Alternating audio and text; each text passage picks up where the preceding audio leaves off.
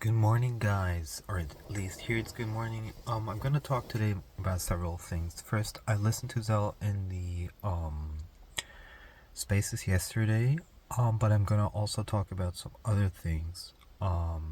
This is my YouTube channel. This is not an official channel for Kindle Recode, so I can talk in as much as I want. And the first thing is that, you know, one of the great things about this technology is the fact that you can do whatever you want and nobody can else tell you what to do. And that's one of the reasons why I like it. And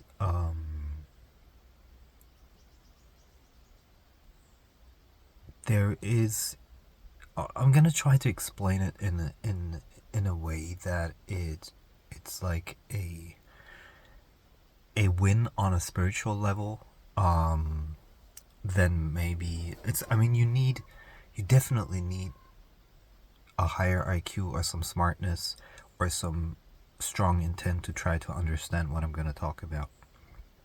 So Ted made a remark where he said that, and by extension what he was saying, it was pretty clear that it was meaning me.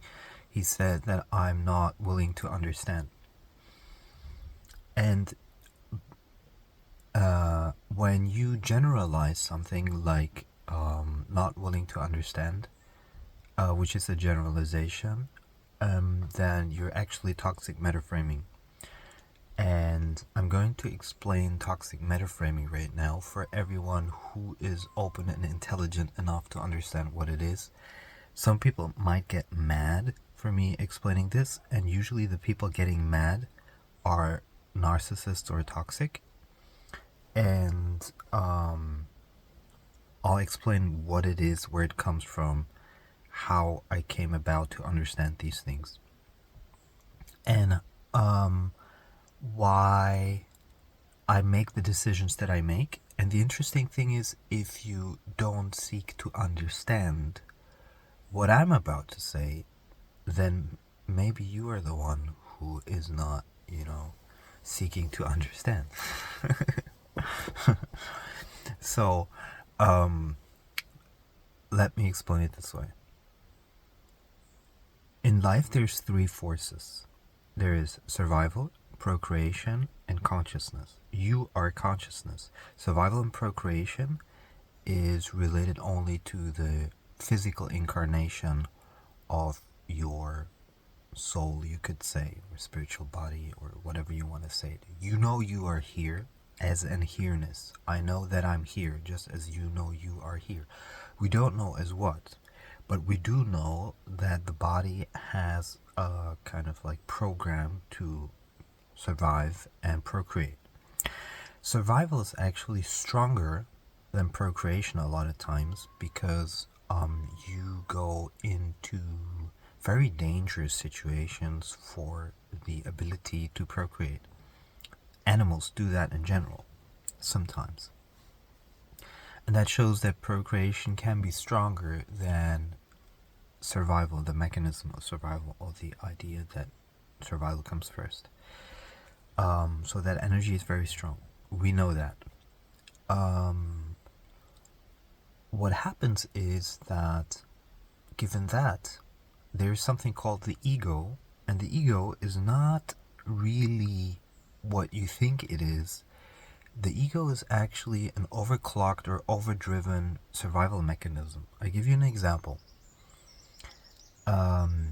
If you try to procreate, but you have an inability to do that because you're maybe not attractive enough, not tall enough, or whatever, then a lot of males will resort to other tactics. They might even combine it when they're good looking, but for example, getting a nice car, getting a bigger house, things they can post on Instagram, whatever.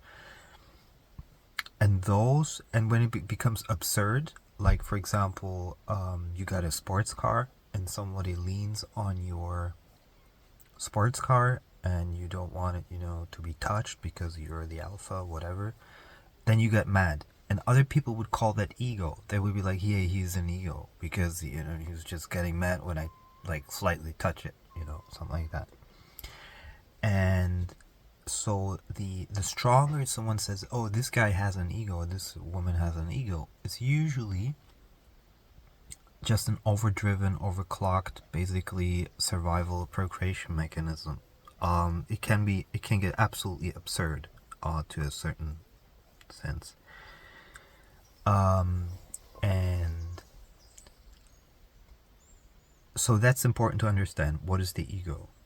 It's the identification with those two forces. Now, because of fear, basically, your fear that you otherwise wouldn't, be able to function for these two forces. And what happens now is that there's something called what I call libido empowerment or libido suppression, which is basically as this life force, you can call it chi prana, with those motivations, the chi life force that runs through your spine and through the chakras, it basically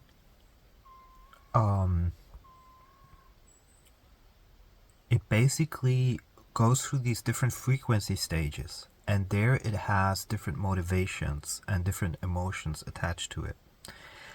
And it comes from the sacral chakra, the Tai Tian, basically in Qigong or Chinese, TCM. And there it transforms into higher and higher frequencies until it reaches basically your crown chakra. This is what, when everything is fluent, you might even lead to samadhi, which is the complete awareness of your true self. But most people operate in the first three chakras, which is survival, sexuality, and control. And when any of those three are triggered, they go into like reaction mode. Most people are only in reaction mode in life because they're completely stuck in those lower energies, because those also get promoted a lot in society, and they get pushed a lot in society. So we are losing basically the ability to be on our heart chakra, throat chakra, third eye chakra, and crown chakra. We are actually devolving in that sense by the way the society is set up. And what happens is that when your sacral chakra, which inherently has joy and sexuality in it, when your child is just joy, then you go through like a transformation phase where it becomes also sexual energy. And so it's kind of like a mix between those two. And when somebody loses the ability to have joy or sexuality, they will go into something what I call libido suppression, which means like, life is shit, my life sucks, I'm not enjoying this, and could be for many reasons. And that's libido suppression, because joy in effect is always there. Your sacral chakra, if it wouldn't exist, you would be dead. So the energy is always there. The potential of the energy is always there. But whether you allow it or not is a different thing. Now, most people do not have self-awareness, self-consciousness, self-understanding. So what they do is they think they're the body, first of all, which we're not. We're pure consciousness. The body is just something that we perceive. And then, because they think they're the body, but they're so involved with the body and they cannot reflect themselves as anything else, they will project it outward, their problem. So say, for example, you're in a relationship and you see this hot woman and you're really interested in that hot woman, although you're in a relationship. And like I said, both genders do that, both sexes do that. And then you say, okay, I really want to be involved with that woman, for example. But you cannot, because you have, have a moral code, maybe, or you think you have a moral code towards your partner. And that limits your sexuality and your joy. And then what happens is that you make your partner responsible for your limited sexuality and joy. This is super interesting. So you make your partner responsible for that because you cannot take self-responsibility and self-consciousness for your joy and sexuality. You are basically saying, my partner is prohibiting me doing this. It happens very subtle and unconscious, sometimes very overt and unconscious. Sometimes conscious, but very, very rarely. So you start blaming other people, the partner of the first, but you could start blaming other people for your misfortune. And this happens a lot in society. So, and most men, especially men, but women as well, are in libido suppression in society because of social norms, rules. They're basically not living their best life. And so they make other people responsible for their misery. And now comes the loop, basically, where coming back to the beginning, is when you make other people responsible for your misery, you want them to be knocked down. You don't want them to be living their best life in their joy and their sexuality, because then you feel strongly disadvantaged. It's kind of like a feeling of unfairness. And so what you do, and it's a biological drive to lower the value of the other person in order to increase your chances of joy and sexuality. So what you do is, for example, you start to talk bad to them, so their energy field is hurt. And that is one part of that is toxic metaframing. So, say a father, just give you a rough example. Say a father says to his son, "You'll never amount to anything." Their fathers should do that. Why does the father do that? Because he's not coming in his joy and sexuality. He needs to suppress his son, because he's also sexually competing with his son. It sounds stupid, but that's what it is. That's the reason why they do it. And libido empowerment, which is the opposite, is first of all taking responsibility for your own misery, and then thinking about, what can I do to increase my joy and or my sexuality. And thereby you come into a different frequency field in which you feel absolutely zero need to use the toxic metaframing. And so it's basically the whole of life is kind of like a spiritual school. We don't see it as such, or many people don't see it as such. I see it as such, because they don't understand the mechanisms. They don't have maybe the intelligence, the self-reflection, the understanding of the mechanisms, the dynamics of what we're experiencing, and the wrong identification with it because they've been taught the wrong thing. But once you start to understand these things, then you'll start to understand it. It's like a school, because the higher frequency you have, the more you understand these things. And one of the best ways to start to get these kind of downloads, which make you understand how life really works, is by sitting in silence. And by just sitting in silence, not paying attention to your thoughts, but more to your beingness, you'll start to receive, the energy space opens up, and you'll start to receive a bunch of things. And these kind of generalizations of he's not seeking to understand is actually a toxic metaframe. Now, in this case, I think it's more attached to the idea of survival, because people in the community, they're like, they're so afraid of losing out, basically, that if the group were to fall apart, then the survival of the project would be hindered, basically. And fear is actually one of those things that is extremely hard to conquer. It's also the reason why, people got vaxxed and why people, I have to be careful what I say now on YouTube. So, but fear is basically the reason why most people do anything in life, because that fear is attached to the fear of not survival, fear of not procreation.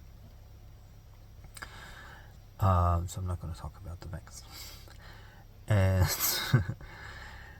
and that basically is a rough explanation of toxic metaframing. I can go more into detail, but one of the best ways to deal with toxic metaframing is remove yourself from the person doing it. That's physical removal. You can confront them, but that will have two consequences. If the person is very, very conscious, like a spiritual being, whatever, star, seed, whatever, they can reflect, apologize, let go. An unconscious person that is not yet in the realm of understanding these principles, or not even on the precipice of understanding them, they'll get mad, they'll attack. And then the worst thing is, if one toxic metaframes the others, and it just escalates, because then the toxic metaframe starts to stack on top of each other, and the unconscious person then would resort to violence, which is the harshest form of toxic metaframe. It's basically saying, you don't deserve to live, but I do. And that's a toxic metaframe. So that escalates. So when you want to de-escalate, the fastest way is do the opposite, which is give a compliment, or do the opposite and give and remove yourself physically. And here's something super interesting. Why is this whole thing so important? Because you only have this incarnation at the moment. And you can either self-love, you can love yourself, or you can hate yourself. And loving yourself means that you prefer for you situations which are more harmonious. And self-hate means that you accept and continue situations which are disharmonious to you. It's very, very simple, these things, once you understand them. So, if you continue anything that's creating a disharmonious field for you, you're actually hating yourself. It's super simple. A lot of people don't understand these simple mechanics. So, if I'm in a relationship, say, with someone who talks bad to me, I'm actually self-hating. Because I have the option, and I can choose to remove myself from the relationship. And the only thing that is hindering me from it, doing that, is fear of self-love.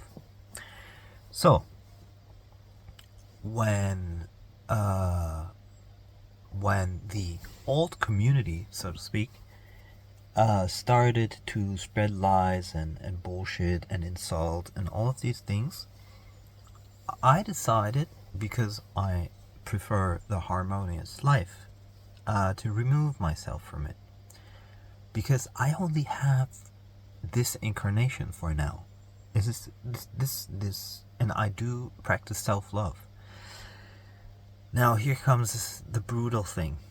Now in society, 80%, more than 80% of people are toxic metaframers because they're very much libido suppressed. And because of stronger ego, which is being also perpetuated on social media, identification with money, materialism, all of this kind of stuff, these overclocked, basically, brain CPUs are over-identified, and so they lash out very, very, very, very quickly, and they're also very problematic. And I remember, I'm not going to mention the name now because I promised not to mention it, but it's just for purposes of explanation. When somebody in the community once told me I should do that because someone else did that for me, or something like that, when basically just someone is trying to make me do something that I don't want to do, and it's actually that what I'm supposed to do is creating a disharmonious field, even if it's minuscule, I react allergic to it. But because I'm not going to let myself be forced or manipulated in doing something which would represent, in my perspective, self-hate, unless it's extremely obligatory. So, for example, if, say, somebody said, okay, you need to renew your passport or something like that, okay, then that's an administrative thing you have to do, and you have to wait with people you don't want to maybe wait with in line somewhere. But if I have the ability to choose, then I choose the harmonious field. Then I choose the self-love. And the thing is also that it's very difficult to understand for some people that do not have a sensitivity towards their own body and towards others. If you're hypersensitive like me, where you can feel shit others don't can kind of feel, I'm an energy healer where I can feel literally energy blockages in other people's bodies, then I have no other choice than to if I practice self-love, to listen to those subtle,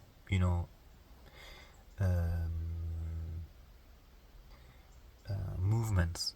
So, for example, I feel strongly Feng Shui.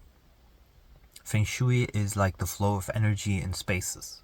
And let's say, for example, there's water under the earth. I can feel that stuff. I can feel so many like different energy fields, and I'm not gonna stay in an energy field that's not doing good for me. And it took me a while to understand that I cannot deal with a society. I mean, we're all learning, we're all evolving. It took me a long, long, long time to understand that I cannot deal with a society that is inherently built on the wrong foundations, you could say. It's not built on the heart chakra, it's not built on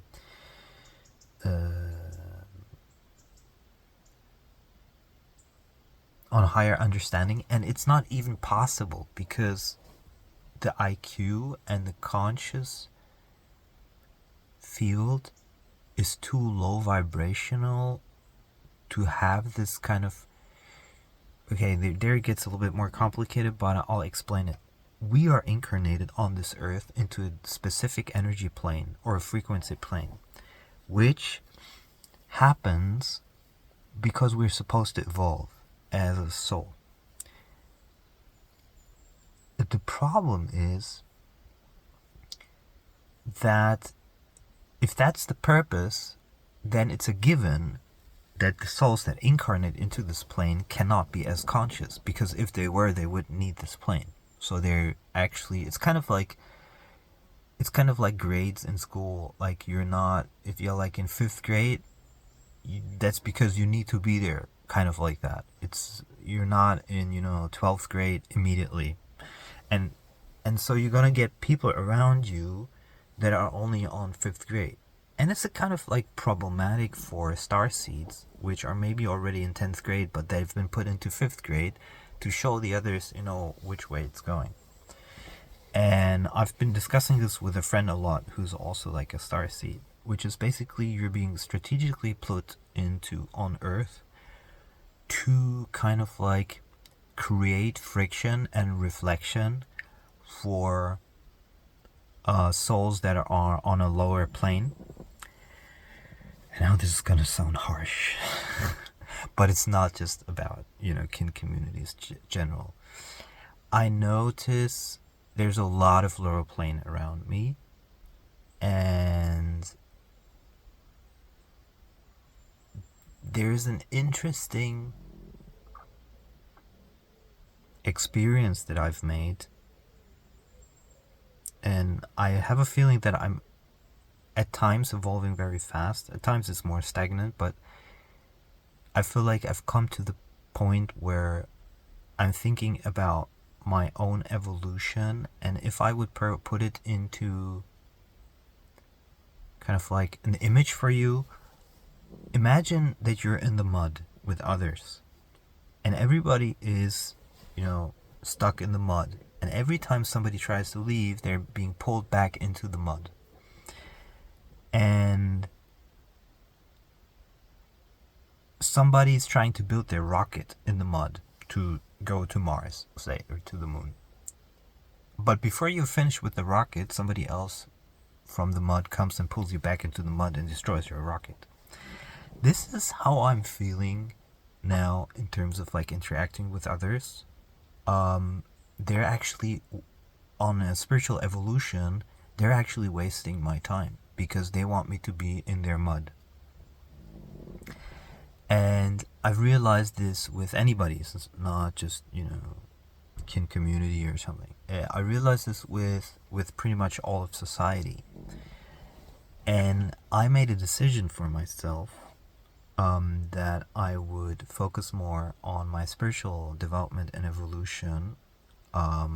Still be an energy healer when the universe calls me to it, but not in the sense like dealing with normies. And by the way, normies, this is something for Americans very difficult to understand, or anybody, who's capitalistic conditioned. Is when I mean normies, I don't mean people who are successful, unsuccessful, these kind of academic, non-academic. I mean like souls that are basically stuck in this energy plane that are not going to incarnate into, the next plane, like a super high plane on the next incarnation. That's what I mean. It's like you realize they're completely stuck where they are, and they're probably gonna have another, like Sadhguru says, they're gonna have another 1,000, life cycles here.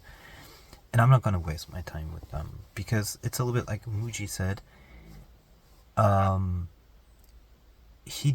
Muji, for example, stopped exerting so much effort because he realized that either the fruit is ripe for picking or it's not. Or like Eckhart Tolle says, either once you're interested in awakening, for example, then you are already on the path. If you're, say, listening to an Eckhart Tolle,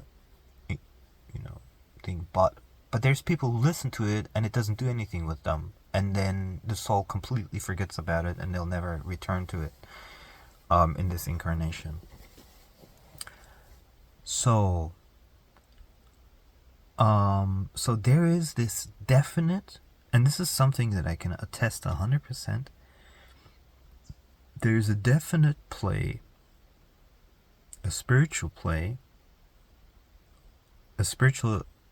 it's not a spiritual component, it's a spiritual school where everything that's being taught is spiritual. You're just not seeing it. You are identified and lost in the raw energy forms of survival and procreation. So you're not recognizing that the bigger picture is the spiritual evolution here. And that's why sometimes for these people it can be super shocking if they take like a psychedelic or something. For a spiritual person that is already on a higher plane, these drugs don't do anything or these kind of like substances don't do that much for you because you already recognize what you're supposed to recognize. So the kind of like the aha moment or the extreme, cathartic spiritual experience comes from the gap of your inability to see and suddenly ability to see. So the larger the gap, the more brutal the experience. But for somebody who's already, aware of what's going on, it's not going to do that much. Might still release some traumas maybe, but it's not going to be like, oh my fucking god. And I've had recognitions of, first of all, that everything is one, that there's no other, that there is just consciousness, nothing else. Thoughts are an illusion, or the identification with thoughts are an illusion. Your true self cannot be known to the analytical mind. Science is a great way to occupy your mind and not realizing who you truly are. Technology is the same thing. You can occupy your whole life with it, not realizing who you are. Because it's the perfect magic. It's the perfect... Magic is something that occupies your mind. And thereby taking you off of the true self. So it's kind of like the perfect trickster.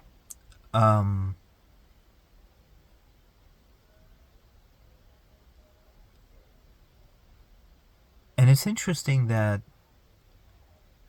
I felt I want to talk about this and see if... Because I noticed that one of my missions on this earth, everybody has like a soul plan, and a soul plan is kind of like a mission. Everybody has that, and as a star seed, my mission is to be like a light, what's it called, a light tower? Kind of like where for souls that are ready for the next step, or at least inclined in that direction, to spread this kind of news and information. That's why I'm also on YouTube. And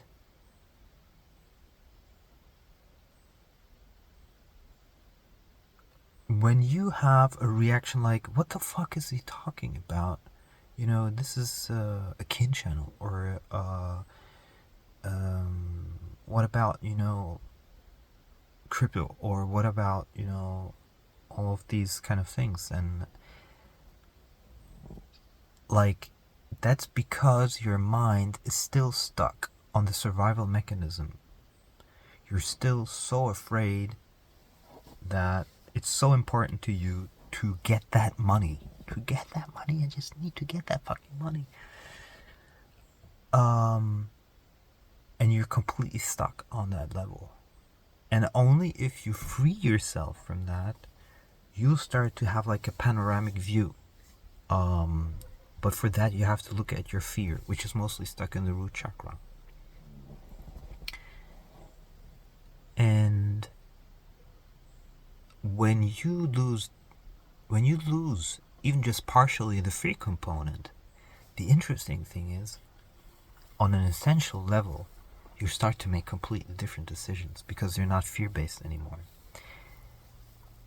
And to choose, for example, for a TED, to choose kind of like sides and be like, okay, I'm gonna go with the community, I'm gonna throw this guy overboard, and just say, he doesn't seek to understand, is basically coming out of a fear component.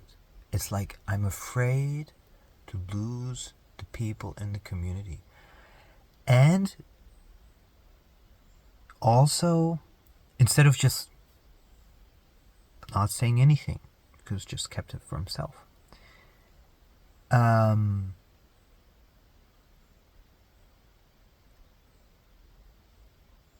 it was, for me, the decisive moment, and I think now comes the kind of like the final part. For me, it was a decisive moment for a lot of members in the community. They would be like, rejoice. Where I'm like, I've had this moment already before because I knew where this was going. And I said, okay, I'm going to leave any kind of community. I'm not just talking about kid community. I'm literally leaving everything alone because it's creating a disharmonious field. And it's not because of me, it's because that's where society is right now. And interesting is the decision oftentimes actually creates also some kind of friction because people feel like, oh, he's just doing whatever the fuck he wants. He's not listening to us. And there's also this fear component is that if, this is not done this way, this is not done this way, then, the price will decline and we'll lose everything. And by the way, there is something else also. That, let me see if I can put it into words.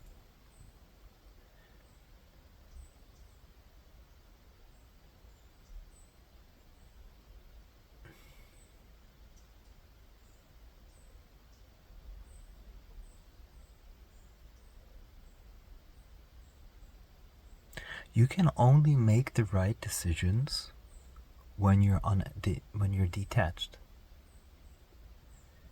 And these communities are very sticky. They're very muddy, like I was talking about the mud before.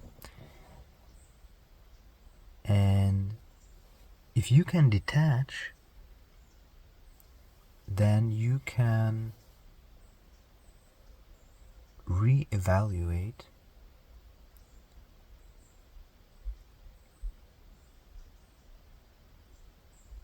in the whole panoramic view field, like all energies, what is best for you. And as long as you're not detached, and I'm talking not just about communities or people, I'm talking about detachment from everything, just like a layman would call it maybe meditation or something. Just resting in the field of beingness.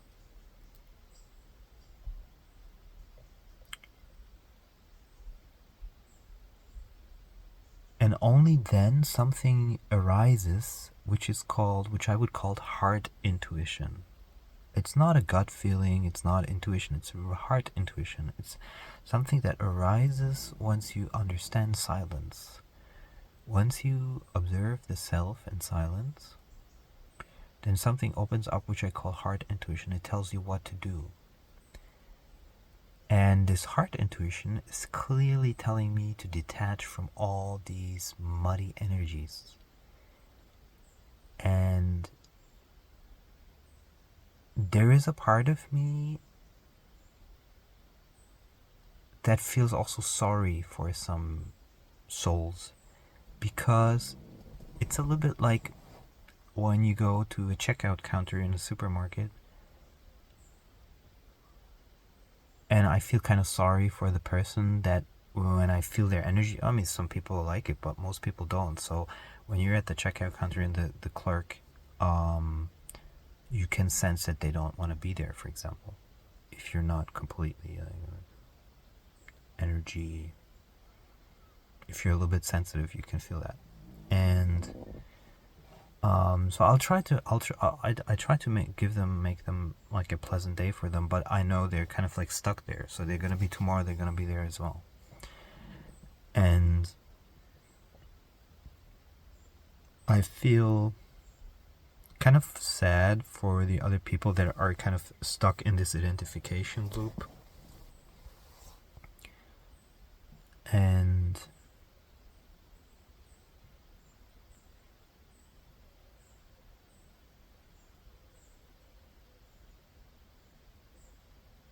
I feel that the freedom really comes from letting go, from truly letting go. And I felt I'm gonna let go all of this stuff.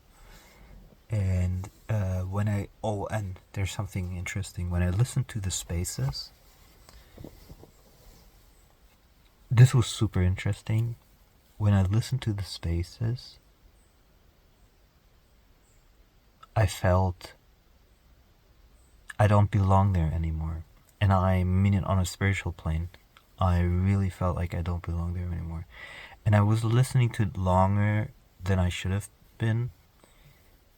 And I felt like this is not me anymore. Something shifted. And now I'm basically... I still find the technology interesting, and I find it useful, and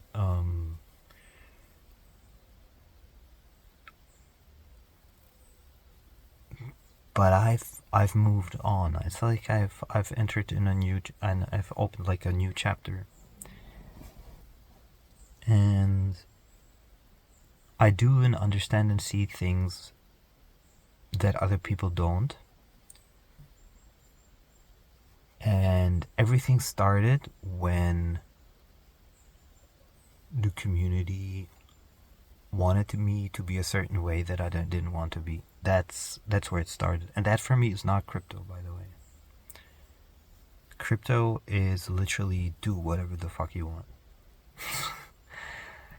And if it can't withstand that, it's not crypto. It's something else, but it's not that.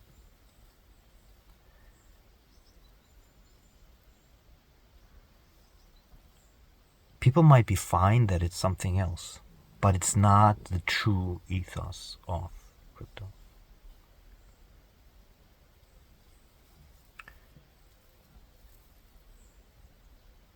Basically, the need for coherence, extreme high coherence, comes from the fact that the technology is not good enough. So you have a feeling that you need something else that pushes it forward because the technology itself is not good enough. Because if the technology is good enough, it will spread like wildfire. There's no way to stop it. But if it's not good enough, then you need, this idea of, let's call it marketing.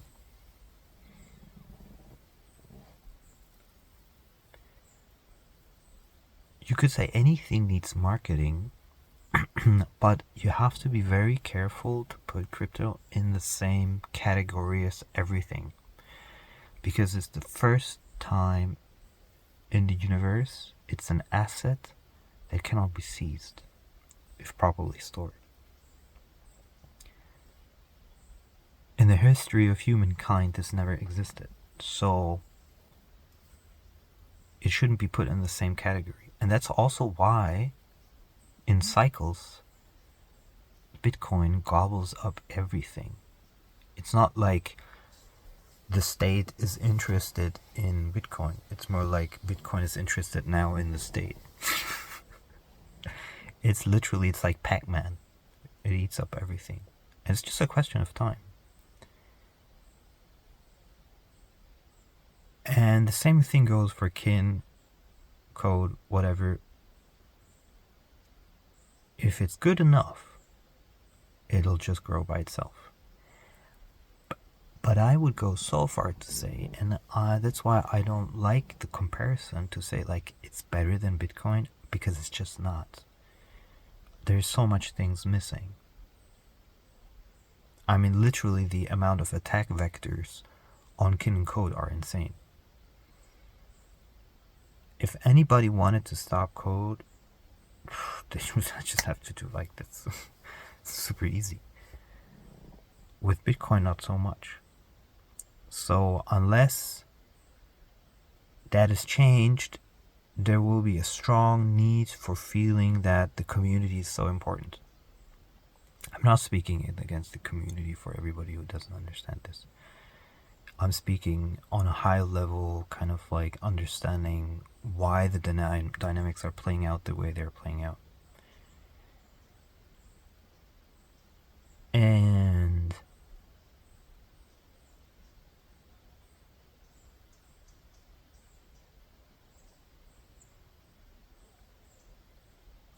I'm not taking.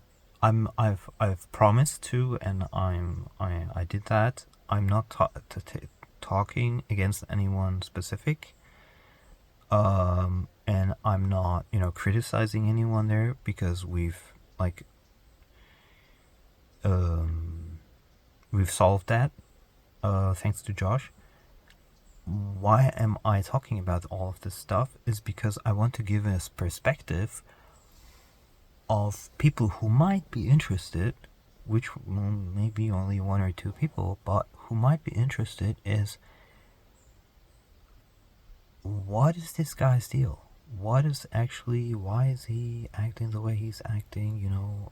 It almost seems like hard to understand, and if you're truly seeking to understand, then you take this video as an opportunity to understand that there are other things in life, and I don't mean other things as in material or experiential on the physical plane.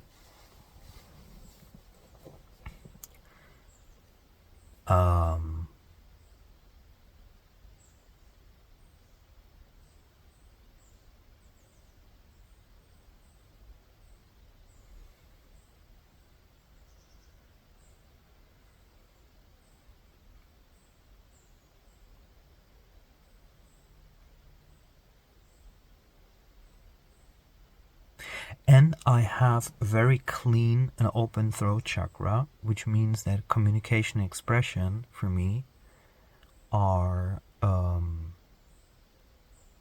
as open, authentic, and integer as possible. And what I don't like or didn't like is, or just in general, I think it's I don't lie, and I dislike when other people lie about me, which happens very rarely, but it happened in this case, and that was a huge problem. And the funny thing is that a lot of other people were okay with it. That's one of the things that fascinates me, that there were so many people that were okay with it. They weren't like, oh well, if he's truly lying, then it's kind of not nice or something. Nobody was like that. Everybody was like, it's fine to just shit on James. Oh my god, either they were agreeing, either they were just kind of like ignoring it, instead of just being like, hey, maybe we should, So Josh was the only one. Who's like, yeah, I'm gonna remove that. But I don't think anybody truly removed it because of a moral code. Was like, lying is not okay. Maybe he's truly lying. They removed it because they recognized it being on borderline, like defamatory, but borderline, especially. I don't think the defamatory is not really the problem. I think it was more like if we continue down this path, it shines a very bad light on everything that we do, and that's why it needs to be removed and moderated. But there were people in the community that were willing to sacrifice that image based on personal vendetta or idea. And and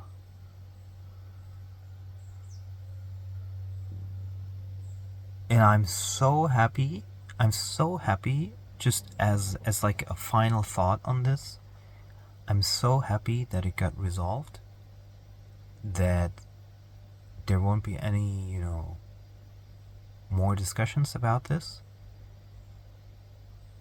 and that I'm leaving that space. I mean, I was already out of that space. I mean, the space in general, like communities and people. I'm continuing my YouTube because I see that part is my soul plan. And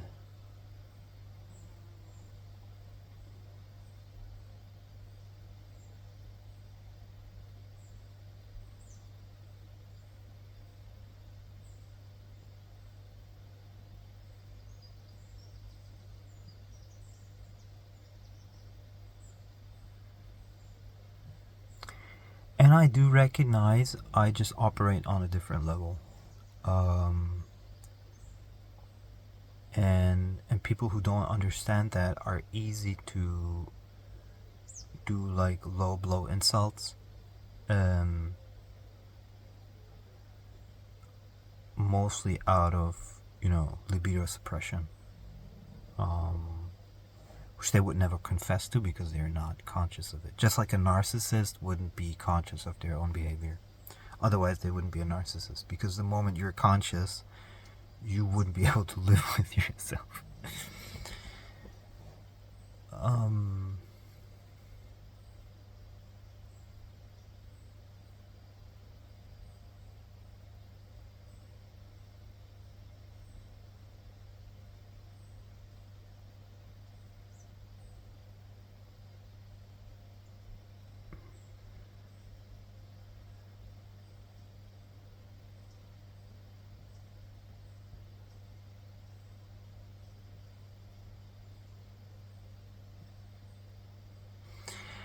And I think partially also this video is done because I find it highly unfair and highly not authentic to who I am, is when somebody says that I was not